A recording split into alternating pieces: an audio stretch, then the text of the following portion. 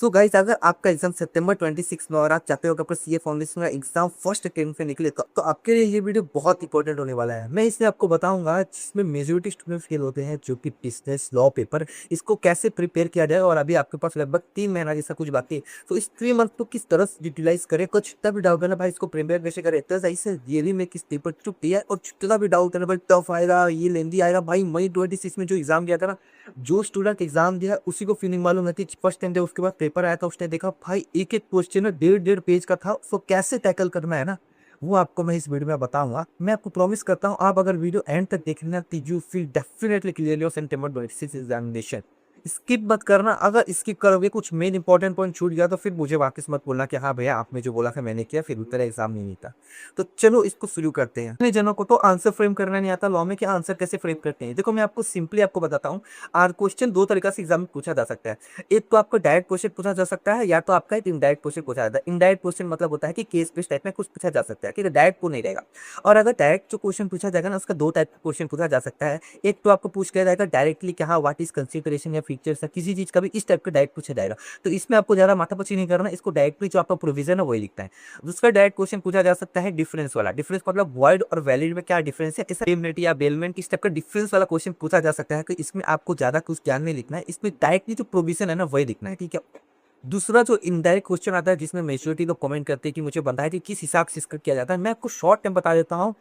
यही आपको मैथ सारे चैप्टर में अप्लाई करना है। और इवन आप इंटरमीडिएट में भी जाओ ना, तो ऐसे ही आपको आंसर फ्रेम करना पड़ता है, ठीक है। कोई रॉकेट साइंस नहीं है। चलो मैं आपको बताता हूँ करना कैसे है। सबसे पहले आपको लिखना है टेक्स्ट एप्लीकेबल। तो सबसे पहले क्वेश्चन पढ़ के आपको समझ में आ जाएगा कि ये क्वेश्चन है, ये किस चैप्टर से पूछा गया। फॉर एग्जाम्पल कंपनी एक्ट से पूछा गया, या इंडियन कॉन्ट्रैक्ट एक्ट से पूछा गया, या सोगा से पूछा गया, पार्टनरशिप से, जिससे भी आपको समझ में आ जाएगा कौन सा चैप्टर में पूछा गया।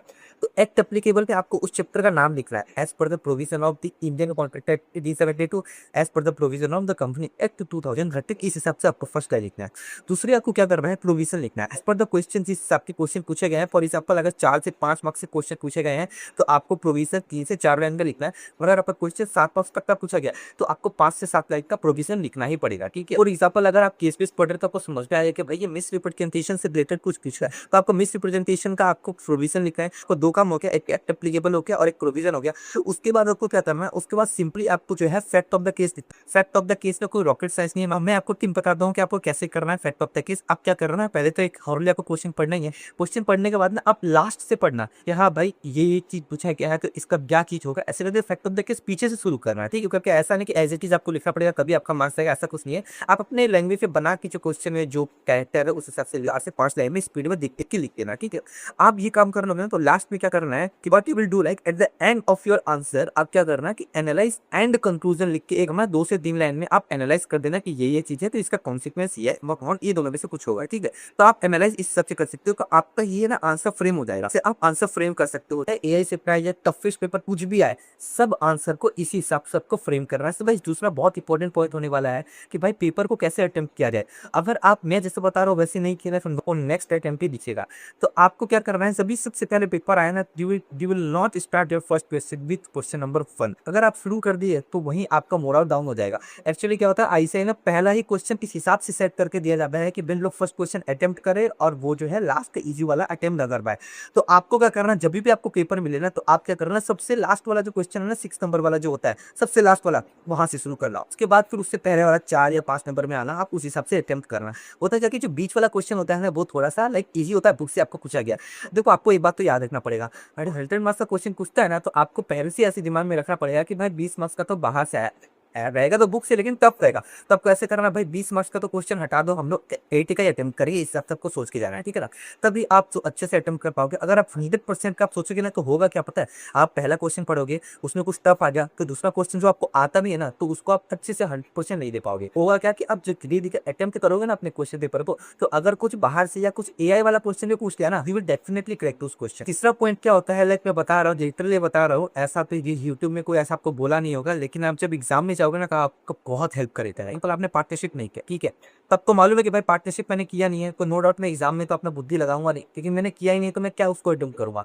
आपको क्या करना है क्वेश्चन पेपर में, अगर जो चैप्टर आपने नहीं किया हो ना तो वो नंबर भी सर्कल करके उसको क्रॉस कर देना है कि जब क्वेश्चन पेपर मिलता है तो बहुत सारा क्वेश्चन उसमें रहता है, तो हम लोग कंफ्यूज हो जाएगा कि भाई ये वाला पार्टनरशिप का है या ये वाला क्या है। तो अगर आप स्टार्टिंग में जीरो कर दोगे ना, मतलब उसको सर्कल कर दोगे ना, क्या होगा कि आपके आंख के सामने दिखेगा कि हाँ भाई ये सर्कल कर रहे हैं, यानी ये क्वेश्चन में तो मेरे को जाना ही है, ये वाला पढ़ा हुआ ही नहीं है मेरा, ठीक है ना।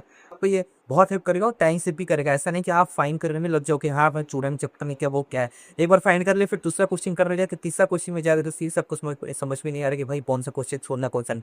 तो सर्कल कर देना ये बहुत इंपॉर्टेंट होता है, ठीक। और गाइस मैं आपको एक चीज रिकमेंड करना चाहता हूँ, लाइक जैसे कि अभी 3 मंथ्स बाकी है, तो मैं आपको एक चीज बोलना चाहता हूँ, सिलेक्टेड स्टडी मत करना। 3 months is sufficient to cover entire syllabus. तो आप 100% अपने सिलेबस को कंप्लीट करना। अब आप कंफ्यूज है कि भाई आपको सिलेबस कहाँ से कंप्लीट करना है, ठीक है ना। आपका कंफ्यूजन दूर करने के लिए क्या क्या हो, मेरे इस चैनल में जो प्लेलिस्ट है ना उसमें चारों सब्जेक्ट का मैं प्लेलिस्ट पे बना के रखा हूँ, एक बार उसको जाके चेक करना। अब बोलोगे कि भाई वही प्लेलिस्ट के ऊपर काफी सारे प्लेलिस्ट है, मैं वहां से कर लूंगा। जो प्लेलिस्ट है उसमें मैंने क्या कम्स के लिए हार्दिक कौशल्या सर का प्लेलिस्ट डाला है, लॉ के लिए गुरदीप सर का डाला है, इकोनॉमिक्स के लिए हार्दिक कौशल्या और मैथ्स के लिए प्रणब पोपट सर का डाला है। प्लेलिस्ट जो यूट्यूब में पड़ा हुआ है ना उसमें काफी सारा फालतू कंटेंट भी है। लाइक फॉर एग्जांपल आपका एंटायर सिलेबस 10 लेक्चर में कंप्लीट हो रहा है ना, तो उसमें 15 दिया रहेगा, तो 5 दिया रहेगा ना वो फालतू रहेगा। फालतू मतलब जैसे वैसा फालतू नहीं, मतलब वो आपके स्टडी से रिलेटेड नहीं रहेगा। फॉर एग्जाम्पल उसको मोटिवेशन वीडियो रहेगा, फिर कुछ अलग जर्नी रहेगा, मतलब किसी का जर्नी रहेगा वगैरह, ऐसा करके कुछ रहेगा, ठीक है। आपको to the point syllabus coverage करने में आपका ध्यान देना है। मैं उस वीडियो में ना मैनुअली क्या किया हूँ कि जो बस लेक्चर है ना, जिस चीज चैप्टर के बस लेक्चर वाले ही प्लेलिस्ट बना के दिया, उसमें और कोई फालतू कंटेंट नहीं है।